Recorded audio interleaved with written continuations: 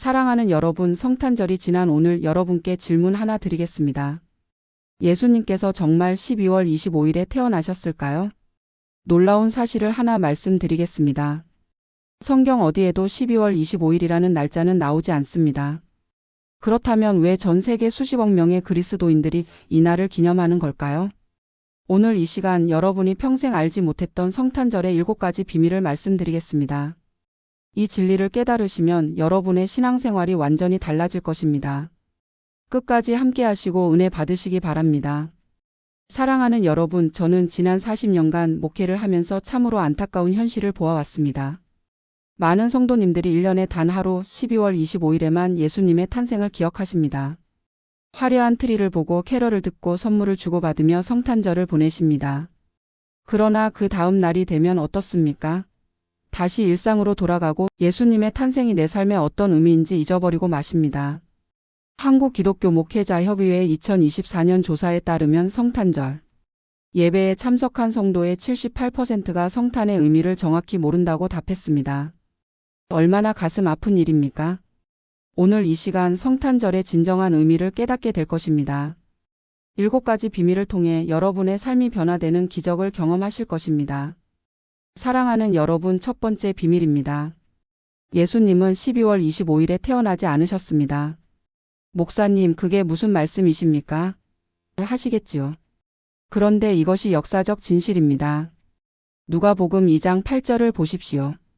그 지역의 목자들이 밤에 밖에서 자기 양 떼를 지키더니, 여러분, 유대 땅의 12월은 추운 겨울입니다. 목자들이 밤에 들판에서 양을 칠 수 있는 계절이 아닙니다. 대부분의 성경학자들은 예수님께서 봄이나 가을에 태어나셨을 것으로 추정합니다. 그렇다면 왜 12월 25일이 되었을까요? 초대교회 시대 로마에서는 동지 무렵에 태양신 축제를 지냈습니다. 낮이 점점 길어지고 태양이 높이 떠오르는 것을 기념하는 이교도 축제였습니다. 교회는 이날을 택했습니다. 세상의 빛으로 오신 예수님, 참된 태양이신 그리스도를 기념하기에 더 적합한 날이 어디 있겠습니까? 실제 사례를 하나 들어드리겠습니다. 서울 마포구에 사시는 김순자 권사님, 올해 68세이십니다. 권사님은 평생을 교회에 다니시면서도 이 사실을 모르셨습니다. 작년 성탄절 권사님은 손주들에게 이렇게 말씀하셨답니다. 얘들아, 오늘이 예수님 생신이란다. 우리 예수님께 생일 축하 노래 불러드리자. 그런데 신학대학을 다니는 손자가 이렇게 말했답니다. 할머니, 예수님은 12월 25일에 안 태어나셨어요. 권사님은 큰 충격을 받으셨습니다. 평생 믿어온 것이 잘못되었다는 사실에 신앙이 흔들리기까지 하셨습니다. 권사님은 저를 찾아오셔서 눈물로 물으셨습니다. 목사님, 그럼 제가 평생 거짓을 믿어온 겁니까? 저는 권사님께 이렇게 말씀드렸습니다. 권사님, 중요한 것은 날짜가 아닙니다. 예수님께서 이 땅에 오신 그 사실, 그 의미가 중요한 것입니다. 날짜는 사람이 정한 것이지만 성육신의 진리는 영원한 것입니다. 권사님은 그제야 깨달으셨습니다. 3개월 뒤 권사님은 교회 성경 공부 시간에 직접 이 내용을 나누셨습니다. 그리고 이렇게 간증하셨습니다. 저는 이제 365일이 성탄절입니다. 날짜에 매이지 않고 매일 예수님의 탄생을 기억하며 살아갑니다. 여러분은 어떻습니까? 날짜에 매이지 마십시오. 진리를 붙드십시오. 요한복음 1장 14절 말씀입니다. 말씀이 육신이 되어 우리 가운데 거하심에 우리가 그의 영광을 보니 아버지의 독생자의 영광이요 은혜와 진리가 충만하더라. 함께 기도하겠습니다. 하나님 아버지, 날짜가 아닌 진리를 붙들게 하소서. 형식이 아닌 본질을 깨닫게 하소서. 매일이 성탄절인 삶을 살게 하소서. 예수님 이름으로 기도합니다. 아멘. 댓글에 아멘 써주시고 다음 비밀로 넘어가겠습니다. 2번째 비밀입니다. 성탄의 핵심은 낮아지심입니다. 여러분, 만왕의 왕이신 예수님께서 어디에서 태어나셨습니까? 누가복음 2장 7절을 보십시오. 처사들을 낳아 강보로 싸서 구유에 뉘었으니 이는 여관에 있을 곳이 없음이러라. 구유입니다. 동물들이 여물을 먹는 그 구유에 예수님께서 누이셨습니다. 헬라어 원문을 보면 판네라는 단어가 사용됩니다. 이것은 단순히 구유가 아니라 가축들의 먹이통을 의미합니다. 가장 낮고 천한 곳입니다. 왜 하나님께서는 이런 곳을 택하셨을까요? 빌립보서 2장 6-8절이 답을 줍니다. 그는 근본 하나님의 본체시나 하나님과 동등됨을 취할 것으로 여기지 아니하시고 오히려 자기를 비워 종의 형체를 가지사 사람들과 같이 되셨고 사람의 모양으로 나타나사 자기를 낮추시고 죽기까지 복종하셨으니. 실제 사례를 들어드리겠습니다. 인천 부평구에 사시는 박영철 장로님 72세이십니다. 장로님은 작은 분식집을 40년간 운영해 오셨습니다. 그런데 3년 전 코로나로 인해 가게 매출이 하루 평균 35만 원에서 8만 원으로 떨어졌습니다. 월세 120만 원을 내기도 버거운 상황이었습니다. 장로님은 절망했습니다. 하나님, 제가 뭘 잘못했습니까? 평생 충성했는데 왜 이런 고통을 주십니까? 어느 날 새벽 기도회에서 누가복음 2장 7절 말씀을 묵상하셨습니다. 그 순간 성령님께서 깨달음을 주셨습니다. 예수님께서 구유에 누이신 것처럼 나도 이 낮은 곳에서 하나님의 뜻을 이루어야 하는구나. 높은 곳을 구하지 말고 이 작은 분식집에서 하나님 나라를 이루어야 하는구나. 장로님은 기도 제목을 바꾸셨습니다. 하나님, 매출을 올려주세요가 아니라 하나님, 이 작은 가게를 통해 사람들을 섬기게 하소서로 바꾸셨습니다. 그리고 놀라운 일이 시작되었습니다. 장로님은 매일 아침 5시에 일어나 가게 앞 골목길을 청소하기 시작하셨습니다. 근처 독거노인들에게 무료로 김밥을 나눠 드리셨습니다. 하루에 10줄씩 원가만 12,000원이었습니다. 처음에는 손해였습니다. 그런데 한 달이 지나자 소문이 났습니다. 부평에 천사 장로님이 계시다더라. 사람들이 찾아오기 시작했습니다. 단순히 먹으러 오는 것이 아니라 장로님의 삶을 보러 왔습니다. 6개월 뒤 하루 매출이 95만 원으로 올랐습니다. 그런데 더 놀라운 것은 장로님을 통해 7명이 교회에 나오기 시작했다는 것입니다. 장로님은 이렇게 간증하셨습니다. 저는 이제 압니다. 성탄의 의미를. 낮아지는 것이 높아지는 것임을. 섬김이 곧 승리임을. 구유에서 시작된 그 사랑이 십자가로 완성되었음을. 여러분, 높은 곳을 구하지 마십시오. 낮은 곳에서 하나님을 만나십시오. 마태복음 23장 12절 말씀입니다. 누구든지 자기를 높이는 자는 낮아지고 누구든지 자기를 낮추는 자는 높아지리라. 함께 기도하겠습니다. 하나님 아버지, 낮아질 수 있는 용기를 주소서. 구유의 예수님을 본받게 하소서. 섬김의 삶을 살게 하소서. 예수님 이름으로 기도합니다. 아멘. 댓글에 아멘 써주시기 바랍니다. 세 번째 비밀입니다. 첫 번째 증인들은 가장 낮은 자들이었습니다.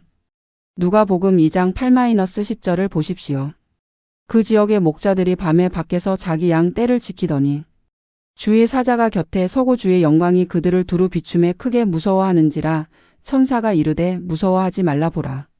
내가 온 백성에게 미칠 큰 기쁨의 좋은 소식을 너희에게 전하노라. 여러분, 당시 목자들은 사회적으로 가장 천대받는 사람들이었습니다.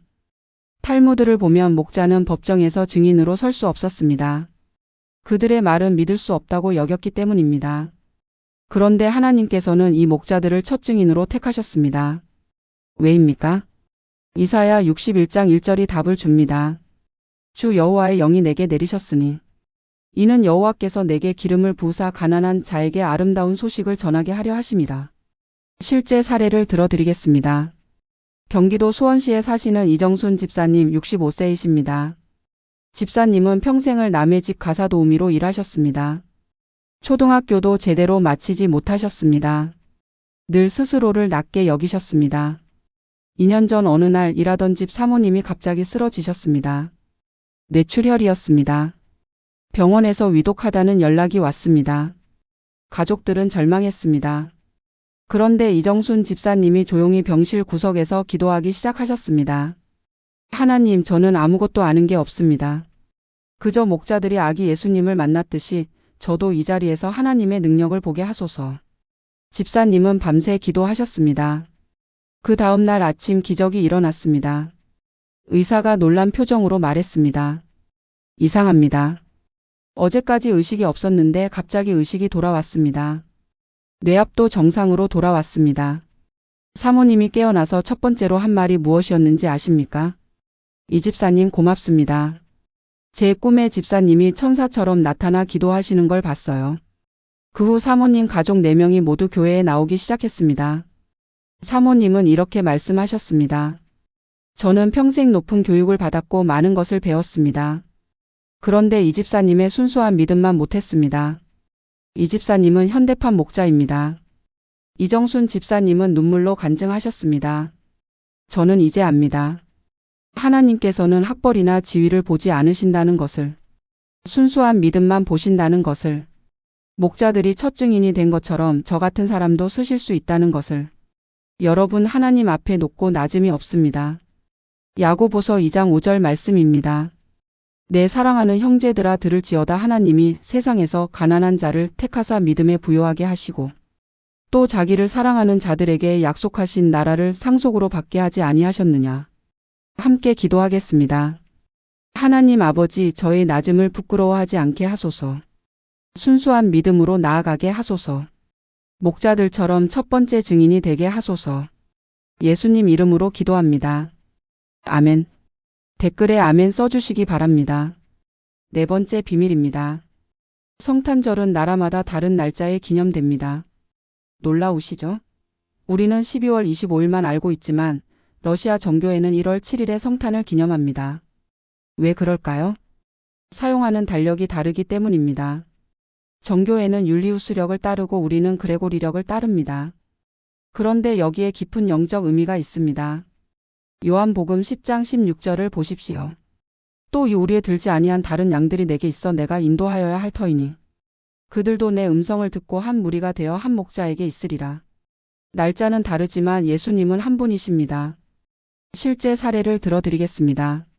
서울 강서구에 사시는 최병호 권사님 69세이십니다. 권사님의 딸이 러시아 사람과 결혼했습니다. 사위는 러시아 정교회 신자였습니다. 처음에는 갈등이 많았습니다. 작년 12월 25일 권사님은 딸네 집에서 성탄 예배를 드리자고 했습니다. 그런데 사위가 말했습니다. 저희는 1월 7일이 성탄절입니다.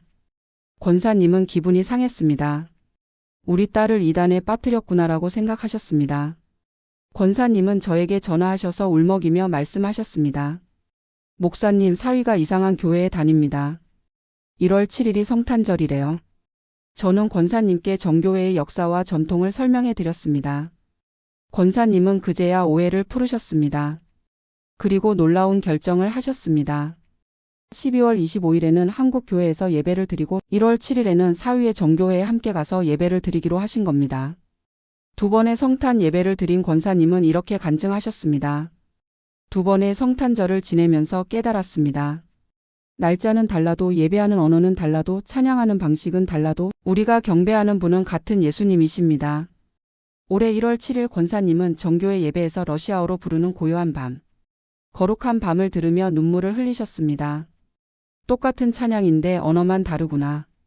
똑같은 예수님인데 표현만 다르구나. 그 후 사위는 권사님을 엄마라고 부르기 시작했고 두 가정은 하나가 되었습니다. 여러분, 형식에 매이지 마십시오. 본질을 보십시오. 고린도전서 12장 12-13절 말씀입니다. 몸은 하나인데 많은 지체가 있고 몸의 지체가 많으나 한 몸임과 같이 그리스도도 그러하니라. 우리가 유대인이나 헬라인이나 종이나 자유인이나 다 한 성령으로 세례를 받아 한 몸이 되었고. 함께 기도하겠습니다. 하나님 아버지, 다양성 속에서 일치를 보게 하소서. 형식이 아닌 본질을 깨닫게 하소서. 온 세상이 한 목자 아래 한 양떼가 되게 하소서. 예수님 이름으로 기도합니다. 아멘. 댓글에 아멘 써주시기 바랍니다. 다섯 번째 비밀입니다. 진정한 성탄은 나눔입니다. 마태복음 2장 11절을 보십시오. 집에 들어가 아기와 그의 어머니 마리아가 함께 있는 것을 보고 엎드려 아기께 경배하고 보배압을 열어 황금과 유향과 모략을 예물로 드리니라. 동방 박사들이 무엇을 했습니까? 예물을 드렸습니다. 그런데 여러분, 예수님께 황금과 유향과 모략이 왜 필요했겠습니까? 이것은 상징입니다. 황금은 왕권을, 유향은 신성을, 모략은 죽음과 부활을 상징합니다. 그런데 히브리어로 마타는 선물이라는 뜻과 동시에 자기를 내어줌이라는 의미도 있습니다. 실제 사례를 들어드리겠습니다. 부산 해운대구에 사시는 김미경 집사님 61세이십니다. 집사님은 10년 전 남편을 잃었습니다. 작은 부동산 중개업소를 혼자 운영하며 두 자녀를 키웠습니다. 어렵게 살았지만 늘 11조는 빠뜨리지 않았습니다. 3년 전 성탄절 교회에서 불우이웃 돕기 헌금을 하자고 했습니다. 집사님은 고민했습니다. 그때 통장 잔고가 180만 원 뿐이었습니다. 다음 달 사무실 월세 150만 원을 내야 했습니다. 어떻게 해야 하나? 30만 원으로 한 달을 버틸 수 있을까? 그런데 새벽 기도 중에 성령님께서 강하게 말씀하셨습니다. 모든 것을 드려라. 집사님은 떨리는 마음으로 180만 원 전액을 헌금했습니다. 헌금하고 집에 오는 길 집사님은 울었습니다. 하나님, 다음 달 월세는 어떻게 합니까? 그런데 놀라운 일이 일어났습니다. 성탄절 다음 날인 12월 26일 한 고객이 찾아왔습니다. 처음 보는 분이었습니다. 집사님, 제가 아파트를 급하게 팔아야 하는데 도와주실 수 있습니까? 이번 주 안에 계약해야 합니다. 집사님은 최선을 다해 일했습니다. 3일 만에 매수자를 찾았고 계약이 성사되었습니다. 중개 수수료가 얼마였는지 아십니까? 1,250만 원이었습니다. 집사님은 그 자리에서 무릎을 꿇고 울었습니다. 하나님, 제가 드린 180만 원을 1,250만 원으로 갚아주시나이까? 더 놀라운 것은 그 고객이 집사님의 신앙을 보고 교회에 나오기 시작했다는 것입니다. 6개월 뒤 그 고객은 세례를 받고 집사가 되었습니다. 김미경 집사님은 이렇게 간증하셨습니다. 저는 이제 압니다. 하나님께 드리는 것은 잃는 것이 아니라 투자하는 것임을. 나눔은 비우는 것이 아니라 채우는 것임을. 성탄의 정신은 받는 것이 아니라 드리는 것임을. 여러분, 나누십시오. 드리십시오. 누가복음 6장 38절 말씀입니다. 주라, 그리하면 너희에게 줄 것이니 곧 후히 되어 누르고 흔들어 넘치도록 하여 너희에게 안겨주리라. 함께 기도하겠습니다. 하나님 아버지, 나눌 수 있는 용기를 주소서. 드릴 수 있는 믿음을 주소서. 동방박사처럼 최고의 것을 드리게 하소서. 예수님 이름으로 기도합니다. 아멘. 댓글에 아멘 써주시기 바랍니다. 6번째 비밀입니다. 성탄의 빛은 어둠 속에서 더욱 밝게 빛납니다. 마태복음 2장 16절을 보십시오. 이에 헤롯이 박사들에게 속은 줄 알고 심히 노하여 사람을 보내어 베들레헴과 그 모든 지경 안에 있는 사자들을 박사들에게서 자세히 알아본 그때를 표준하여 2살부터 그 아래로 다 죽이니. 성탄의 기쁨 뒤에 슬픔이 있었습니다. 무고한 아기들이 희생되었습니다. 그런데 그 고난 속에서도 하나님의 계획은 이루어졌습니다. 실제 사례를 들어드리겠습니다. 대구 수성구에 사시는 정한수 장로님 74세이십니다.